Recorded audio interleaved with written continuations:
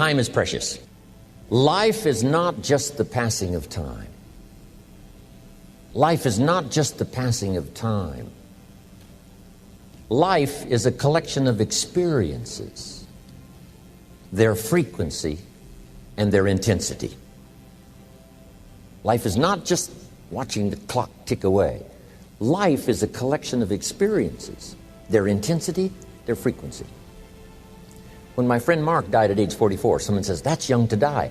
But what if he lived 4 lifetimes in one? It might not be too young. Whatever the span of your life turns out to be, here's what you want to fill it up with: experiences and the intensity of those experiences. But now let's talk about the management of time. Now, jot this down: approaches to the management of time. Here's the first one: ignore the subject. I mean, that's good advice. Don't let anything overly bug you. Because remember now, you don't have to do anything. Someone says, well, I got to get a handle on my time. The answer is no, you don't. If you want to let it all go, you can let it all go. I mean, this is good advice. Somebody says, you ought, you ought, you ought. Jot this down. Ignore all the you oughts or you should.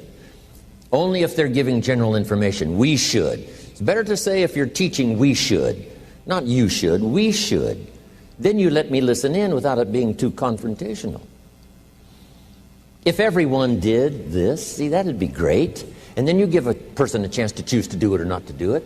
But when you start the you ought, now see, if I don't, now see, we got some tension and maybe some problems. So you oughts seem to always create problems. Because this is personal dignity.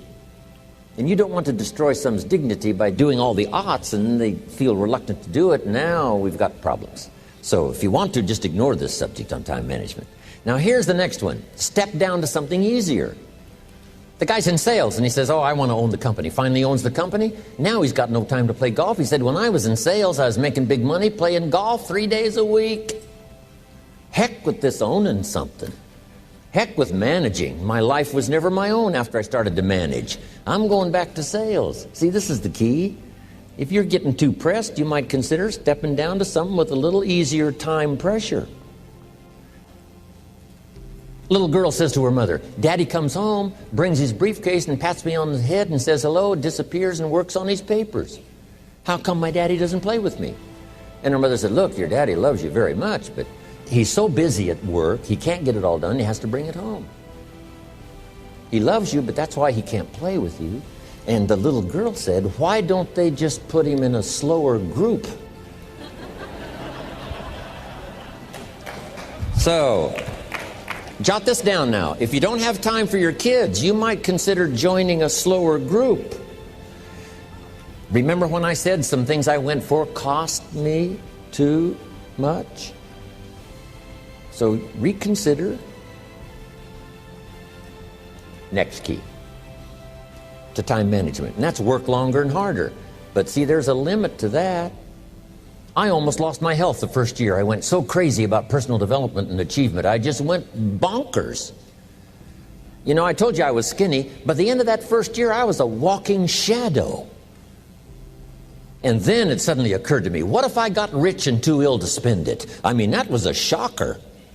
So I started developing a little more reasonable, because I said if 12 hours won't do it, I'll work 14. If that won't do it, I'll work 18. I mean, how many hours it takes. And sure enough, it cost me too much. So see, working longer and harder for some might be appropriate. You know, if you're just sitting around not doing that much, this might be good, work longer and harder. But you can only work so hard. Here's the key, not to work harder, but smarter. When you've worked as hard as you can, doing the best you can in terms of physical output in the time, reasonable time. Now here's the ultimate in the management of time, and that is you simply become more skillful. When I first got into sales, you know, I was around people that could get, 9 out of 10, 8 out of 10. And when I first started, I could only get 1 out of 10.